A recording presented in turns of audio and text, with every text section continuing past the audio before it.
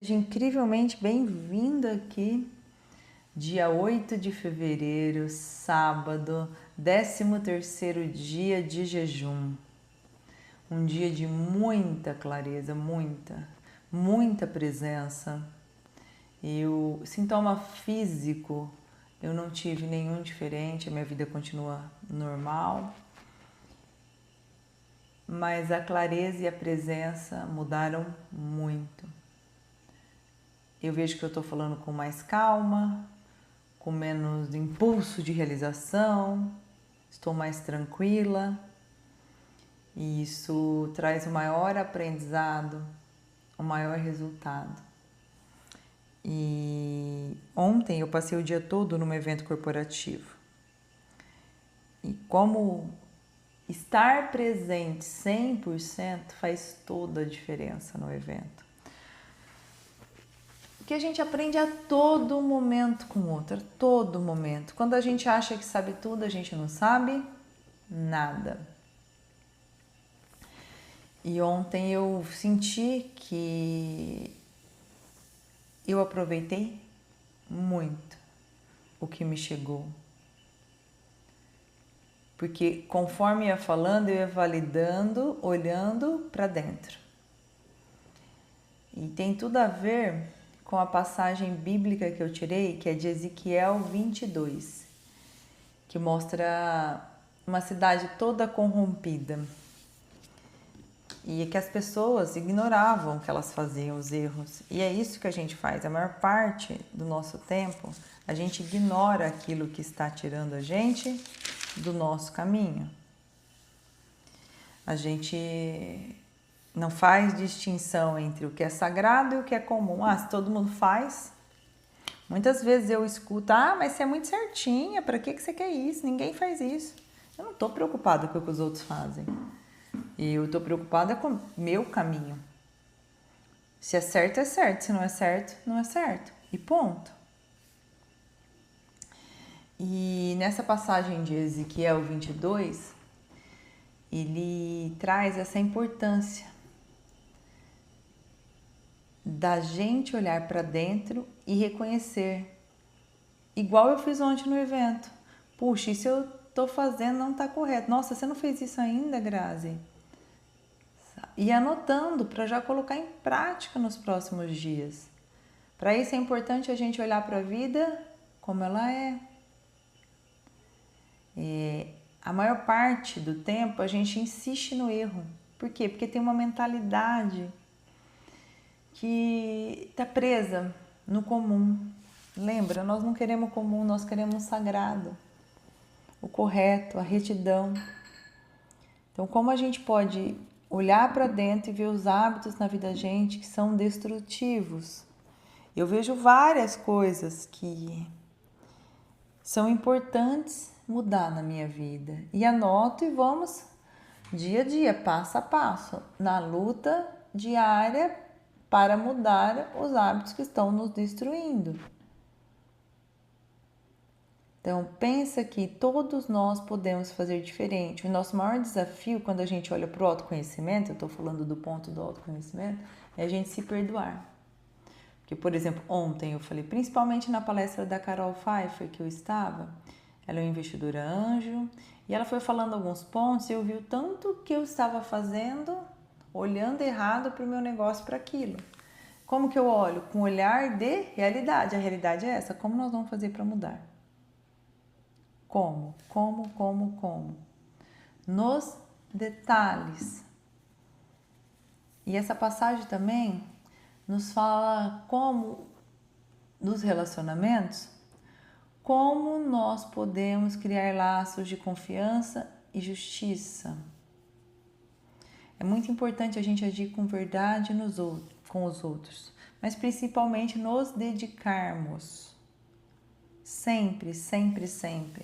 Evitar os interesses, porque tem momento que eu paro e penso, Graça, você está sendo interesseira nesse ponto, para. Você não tem que ser interesseira, você tem que ser interessante. Você deve ser interessante. Deve não, né? Porque ninguém tem que. Você pode escolher, eu escolho ser interessante. Como fazer isso? Como? Sempre com sinceridade, ficando no nosso lugar. Que cada um de nós tem um ponto de desafio aí. Então, sermos fiéis e honestos, para mim, essa passagem é o que mais traz de reflexão.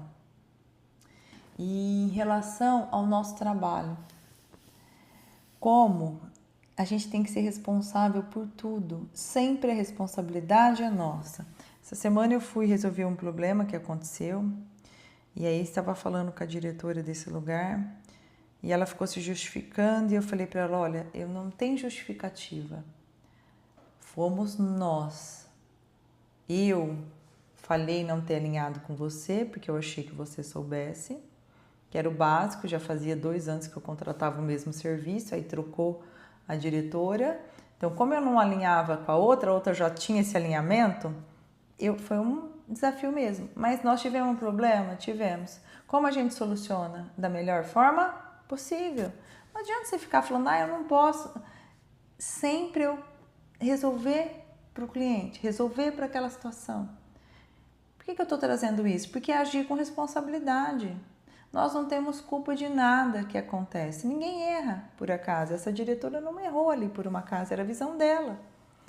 Mas somos responsáveis. Diante da responsabilidade, o que fazemos? Para resolver. A ética e a integridade, ela tem que estar em tudo. Tudo. Todos nós contribuímos para um mundo melhor. O mundo melhor começa com cada um de nós. E eu destaquei aqui um ponto, porque no final dessa passagem, ele fala sobre nós temos que achar pessoas para ficarem na brecha. O que é isso? Para estarem ali orando uma pelas outras. Porque o que a gente faz? A gente tem uma mania de julgar. Eu vou ler literalmente aqui o que a Joyce Meyer, lembra que eu estou lendo a livra da Joyce Meyer, a Bíblia? O que ela fala. Lembre-se, geralmente somos tentados a julgar os outros, e isso só nos mantém cativos. Dê às pressas oração em lugar de crítica. Fique na brecha por elas com tanta frequência e com tanto fervor quanto possível. Então, você será uma bênção para elas e avançará mais rapidamente em direção ao cumprimento do seu destino. Olha que forte isso. O que eu venho falando tanto aqui e falo em todas as mídias e para mim é uma das coisas que nos bloqueia. Como ele disse aqui, a julga nos mantém cativo, preso, sem evolução. É o julgamento. Sair do julgamento é um dos maiores pontos que devemos trabalhar todos os dias. E aqui a sugestão é que, em vez de julgar, ore por aquela pessoa. Abençoe aquela pessoa. Porque aí a gente vai melhorar a nossa vida. E ela acrescenta aqui um ponto que eu achei muito importante. Orar pelos outros equivale a plantar sementes. Olha que profundo isso. Todos nós sabemos que devemos plantar sementes se quisermos ter uma colheita. Ver Gálatas 6:7. Plantar sementes na vida de outras pessoas é a forma mais segura de termos uma colheita em nossa vida.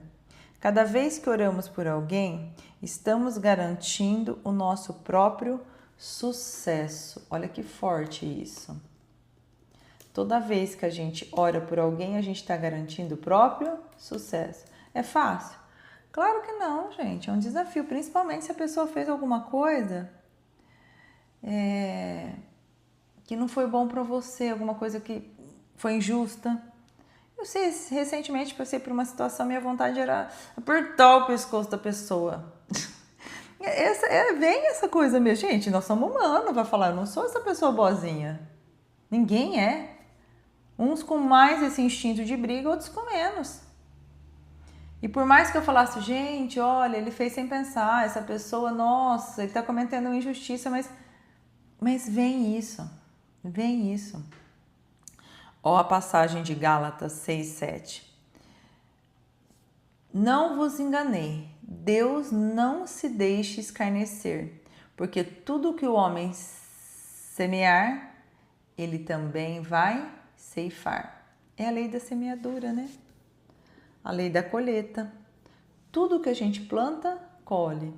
E aí, para mim, olhando, principalmente nesse período de jejum, o mais difícil é a gente se perdoar por aquilo que a gente fez, pelas sementes que a gente plantou no passado e a gente está colhendo agora os frutos dela.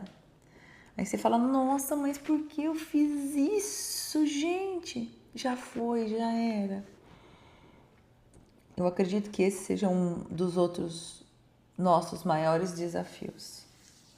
E a história de entrar na brecha e orar para outra pessoa, eu não sabia, aprendi aqui os 6 passos da oração perfeita. Eu vou compartilhar com você, sentir de compartilhar, por causa desse capítulo que fala da oração para o outro. É uma coisa que eu não tenho costume. Oro pelos meus filhos, pela minha família, peço intercessão, mas uma coisa muito rápida. Vou, a partir de hoje, a partir desse recado, começar a fazê-lo. Porque de nada vale se a gente escuta, vai e não aproveita aquilo, não aplica na nossa vida. Então, quais são os 6 passos da oração perfeita? O primeiro ponto é você silenciar a mente. Silencie a mente, se organize, coloca a mente no lugar. O segundo ponto é a adoração. É você dedicar um tempo para adorar Deus, louvar. O terceiro ponto é a confissão. Então, nesse ponto, você vai, confessa todos os seus pecados e pede perdão por eles. O quarto ponto é a intercessão, aqui, ó, de entrar na brecha. É interceder pelos outros, pedindo a Deus por suas necessidades. E aí, só o quinto ponto é a súplica, porque eu tinha uma dificuldade, eu achava que você não podia pedir nada para Deus. E, aliás, a gente leu aqui nesse período de jejum, né? Um ponto que a Joyce Meyer fala para pedir rápido e pontual o que você quer para Deus atendê-lo. Então, o quinto ponto é a súplica. Coloca todos os seus pedidos e suas necessidades para Deus. E o sexto ponto é a ação de graças. Agradeça pelas bênçãos recebidas, pelas graças, tudo como já tivesse acontecido. Então, esses 6 pontos são os pontos da oração perfeita. Bom, acho que é isso. Seguimos, 13º dia e vamos juntos nessa jornada de 21.